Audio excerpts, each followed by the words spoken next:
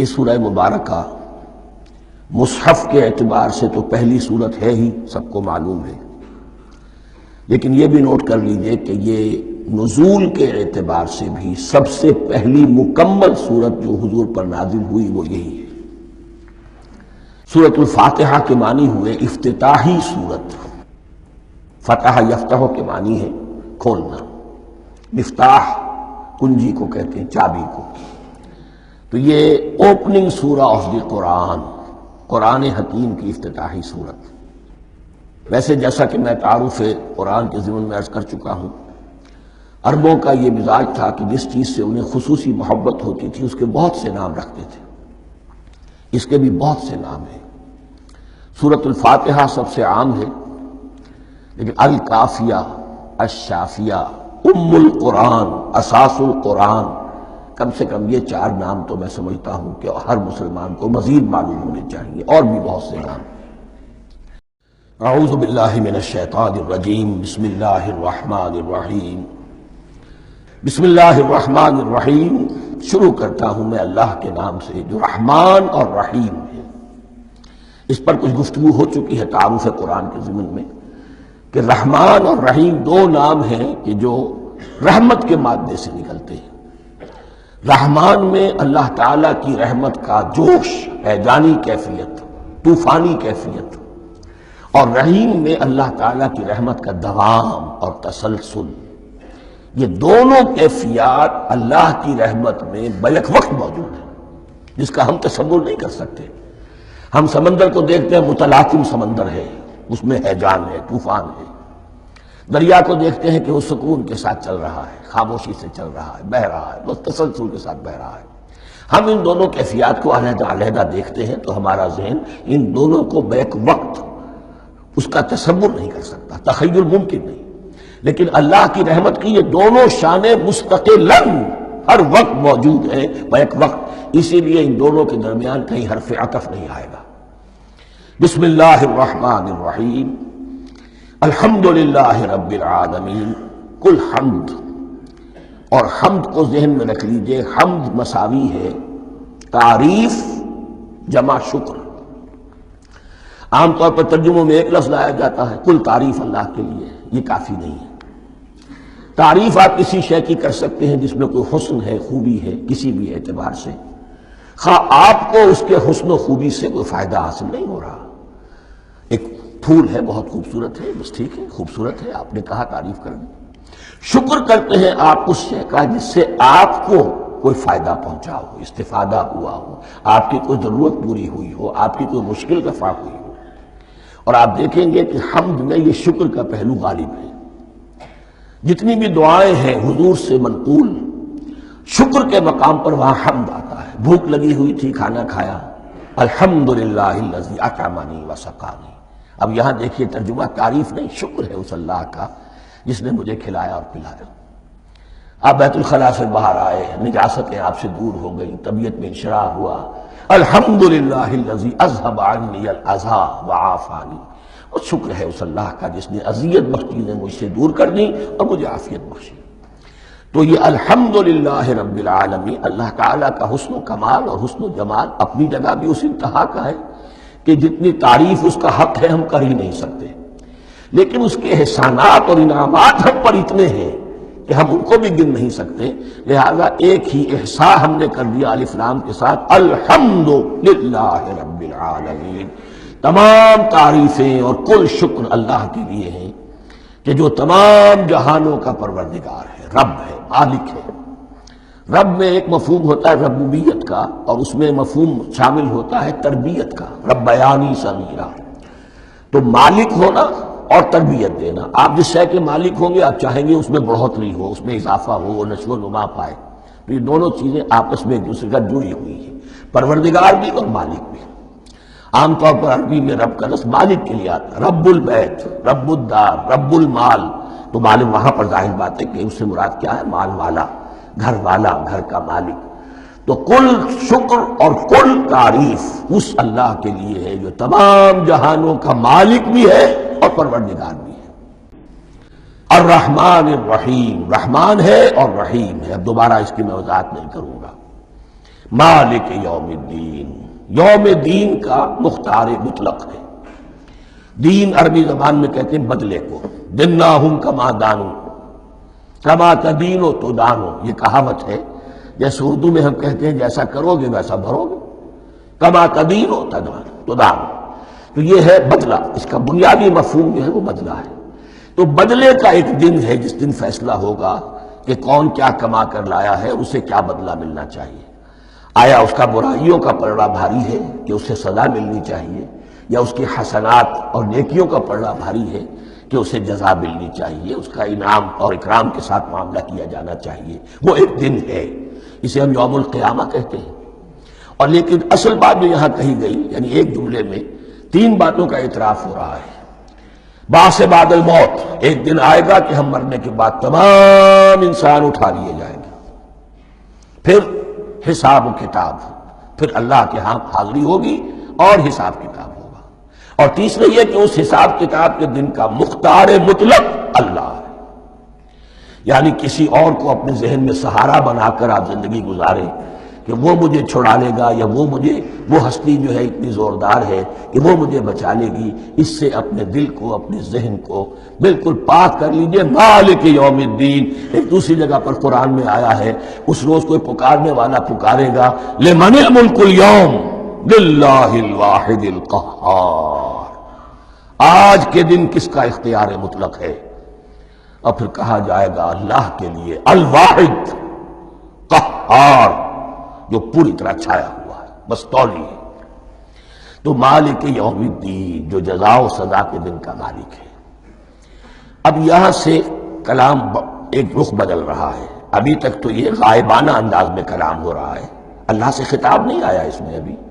الحمدللہ رب العالمین الرحمن الرحیم مالک یوم الدین، اب خطاب ہے ایاک نعبد و ایاک نستعین، ہم صرف تیری ہی بندگی کرتے ہیں اور کریں گے، اور ہم صرف تجھ ہی سے مدد مانگتے ہیں اور مانگیں گے۔ یہ ترجمہ میں کیوں کر رہا ہوں کہ یہ فعل مضارع ہے۔ عربی زبان میں فعل مضارع حال اور مستقبل دونوں کو کور کرتا ہے۔ ایاک کا جو ہے مفعول فاعلی جو ہے، مفعول جو ہے اس میں ضمیر مفعولی، اسے پہلے لا کر حشر کا مضمون پیدا ہو گیا۔ ہم تیری بندگی کرتے ہیں نہیں، ہم تیری ہی بندگی کرتے ہیں اور کریں گے۔ حال میں ترجمہ کیجئے تو یہ اظہار حال ہے، اور مستقبل میں ترجمہ کیجئے تو یہ ایک عہد ہے، قول و قرار ہے، بہت بڑا معاہدہ ہے۔ وَإِيَّاكَ نَسْتَعِينُ، اور صرف تجھ ہی سے مدد مانگتے ہیں اور مانگیں گے۔ اس میں بھی حال کا ترجمہ اظہار حال، اللہ کرے کہ واقعی ہمارا حال وہی ہو، جب ہم یہ الفاظ کہتے ہیں تو واقعتاً ہم اس پر پورے اتر رہے ہوں کہ اسی کی بندگی کر رہے ہوں اور اسی سے ساری استعانت اور استمداد کر رہے ہوں۔ جہاں تک مستقبل کا تعلق ہے وہ پھر ایک عہد ہے۔ اہدنا الصراط المستقیم، یہ مقام وہ آ گیا کہ یہاں تک تو اے پروردگار ہم پہنچ گئے، تیرے فضل سے، تیرے کرم سے۔ فطرت سلیمہ بھی تیری عطا کردہ تھی، عقل سلیم بھی تیری ودیت کردہ تھی، ان دونوں کی روشنی سے ہم یہاں تک تو پہنچ گئے۔ اب ہماری جو ضرورت ہے، احتیاج ہے، وہ کیا ہے؟ اہدنا الصراط المستقیم، ہدایت بخش ہمیں سیدھے راستے کی۔ یہاں دو باتیں سمجھ لیجئے۔ انفرادی سطح پر انسان کے لیے نہ معلوم کتنے مرحلے آتے ہیں ہر روز کہ جس میں وہ ایک چھٹک کر کھڑا ہو جاتا ہے، یہ کروں یا یہ کروں، دو آلٹرنیٹو سامنے آ رہے ہیں، فیصلہ کرنا مشکل ہو رہا ہے۔ قدم قدم پر ہدایت کی ضرورت ہے۔ اور اجتماعی طور پر نوع انسانی تین بڑے بڑے تمدنی مسائل میں واقعہ یہ ہے کہ تسلیم کر لیا جانا چاہیے کہ عقل انسانی اس کو راستہ نہیں دکھا سکتی۔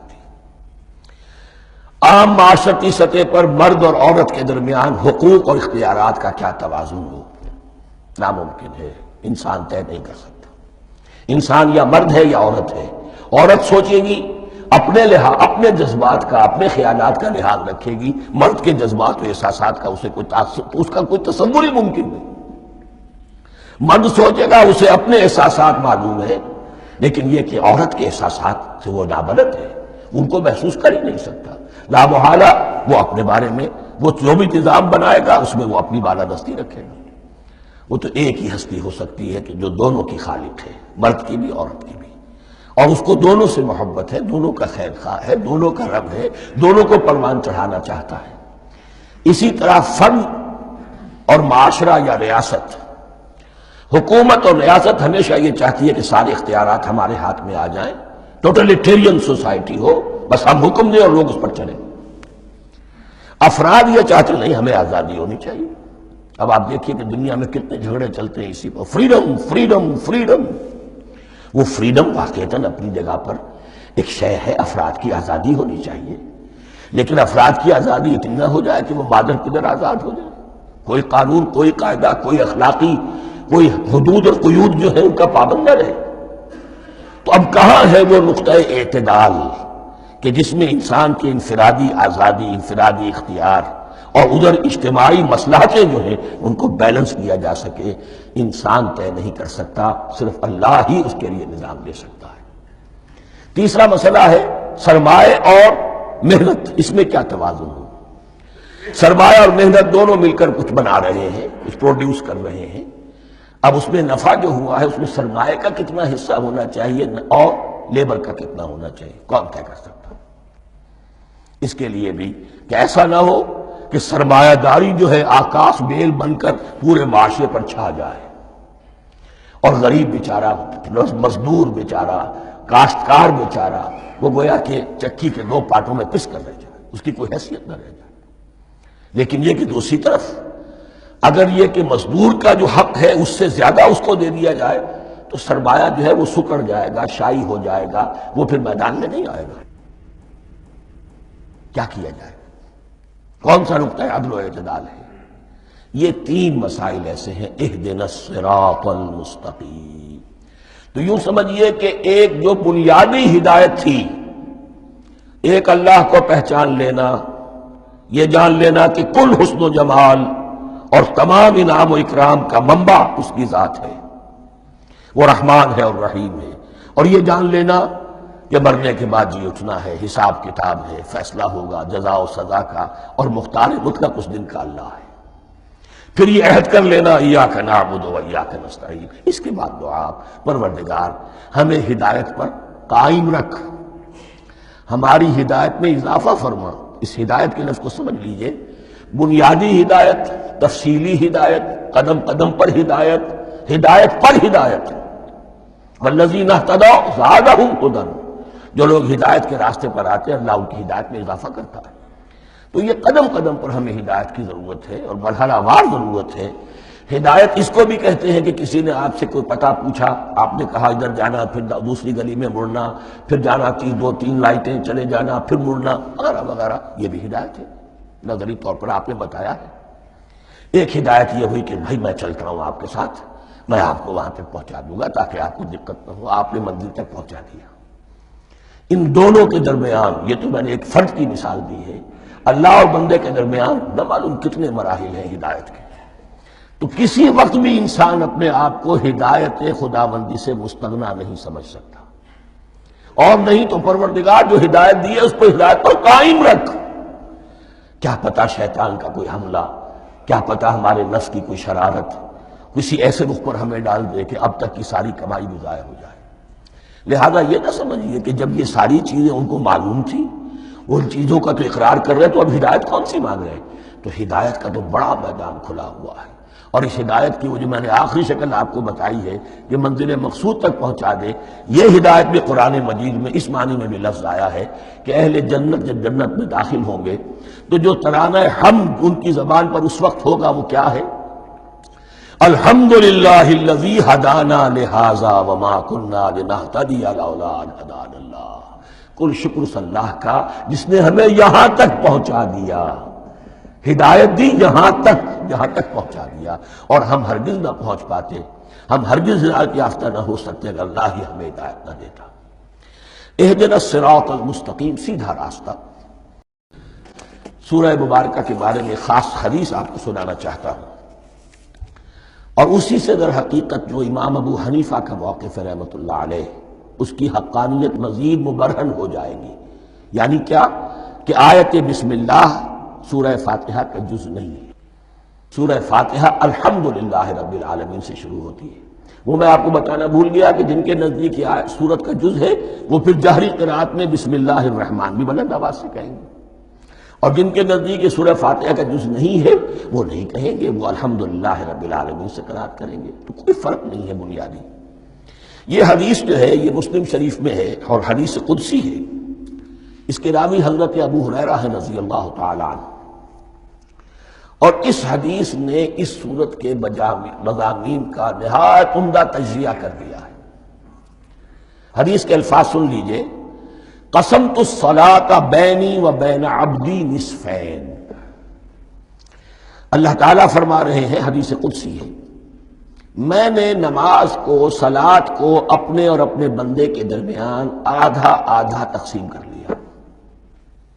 فنصفها لی ونصفها لعبدی، اس کا نصف جو ہے وہ میرے لیے ہے اور نصف جو ہے وہ میرے بندے کے لیے ہے۔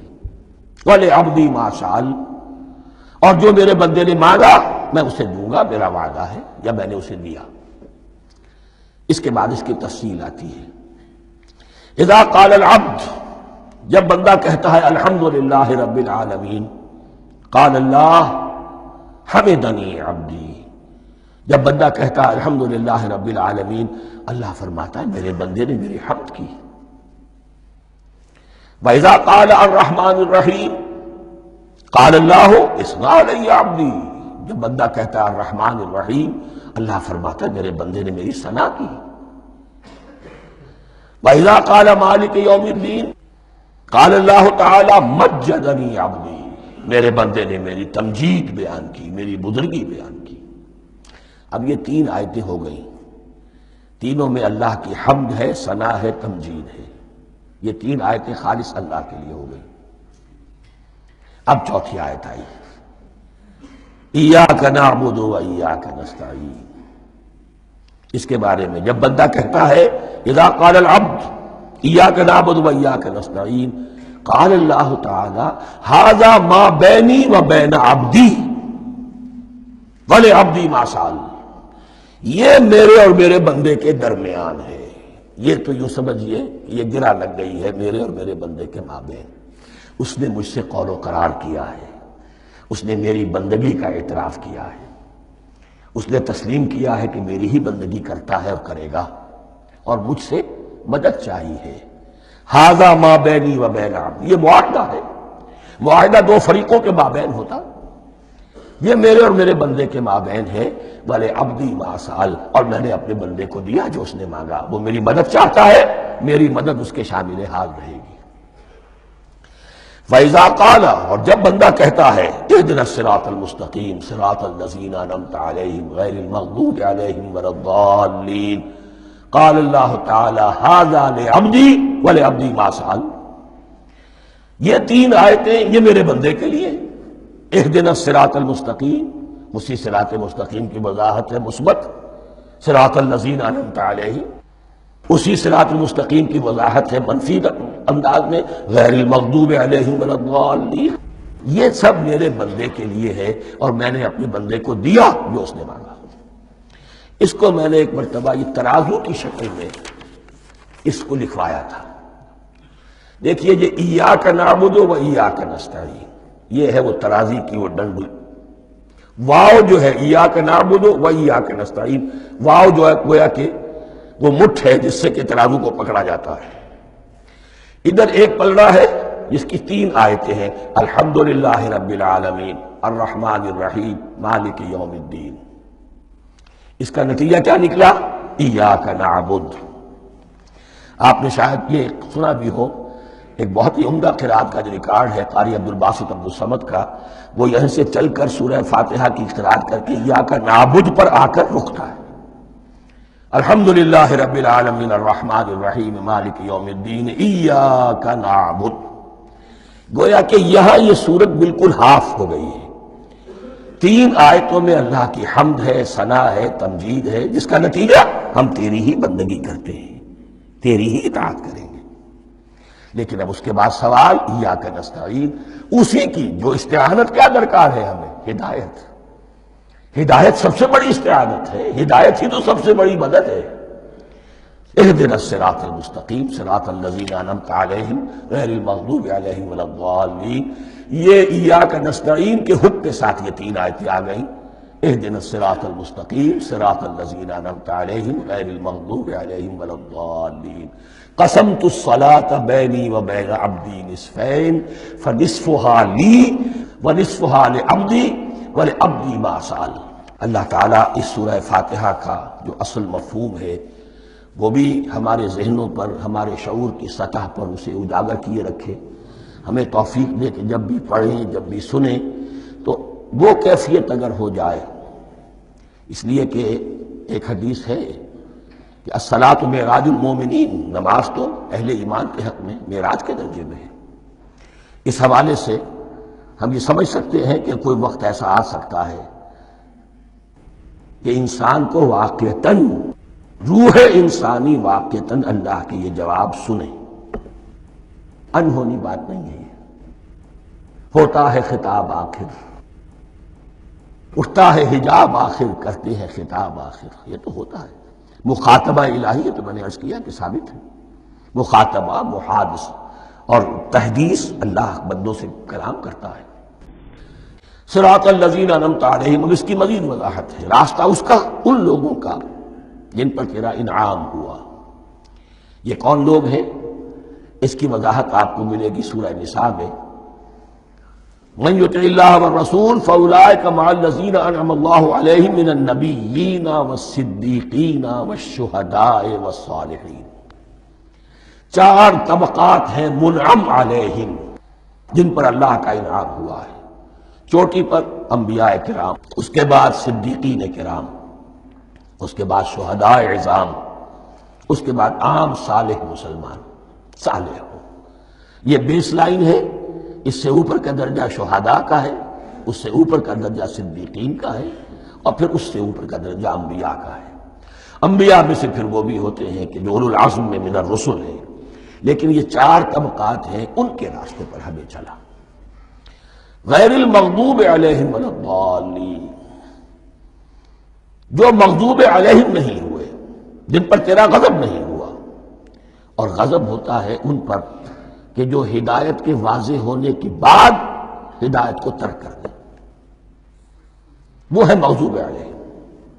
جنہیں ہدایت مل گئی ہو، ہدایت کو پہچان لیا ہو، پھر اپنی شرارت نفس کی وجہ سے، اپنی نفسانیت کی وجہ سے، اپنے تکبر کی وجہ سے، اپنے حسد کی وجہ سے وہ اس حق کو رد کر دیں، اس کو ترک کر دیں، ان پر اللہ کا غضب آتا ہے۔ اور اس میں اس کی بہت بڑی مثال تاریخ کے اعتبار سے یہودی ہے۔ اللہ نے انہیں ہدایت دی، کتابیں عطا کی، تورات، انجیل، زبور، سینکڑوں نبی ان میں مبعوث کیے، 1400 برس تک نبوت کا تار ٹوٹا ہی نہیں، مسلسل۔ ابتدا میں بھی 2 نبی، موسیٰ اور ہارون، اور اختتام پر بھی 2 نبی، عیسیٰ اور یحییٰ علیہ السلام، اور ان کے مابین کوئی لمحہ نہیں آیا ہے تاریخ بنی اسرائیل میں جبکہ کوئی نہ کوئی نبی موجود نہ ہو۔ لیکن انہوں نے اپنی شرارت نفس کی وجہ سے ہدایت تورات سے بھی منہ موڑا، اور پھر سب سے بڑی بات یہ کہ ہدایت محمدی سے، ہدایت قرآنی سے بھی صلی اللہ علیہ وسلم منہ موڑا۔ وہ ہے مغضوب علیہم ولا الضالین، اور نہ ہی گمراہ ہوئے۔ یہ لفظ جو آتا ہے عربی زبان میں، گمراہ کا بھی ہے اور تلاش حق میں بھٹکنے والے کا بھی ہے۔ ایک وہ شخص ہے جس پر حق ابھی واضح نہیں ہوا، وہ تلاش میں ہے، اس کے لیے بھی ضال کا لفظ آئے گا۔ اسی طرح کوئی شخص کسی کے عشق اور محبت میں ایسا ہو جائے، دیوانہ ہو جائے، اس کو بھی ضال کہتے ہیں، یعنی اس کے اوپر جذبات کا اتنا غلبہ ہو گیا ہے کسی کی محبت اور عشق کی بنا پر۔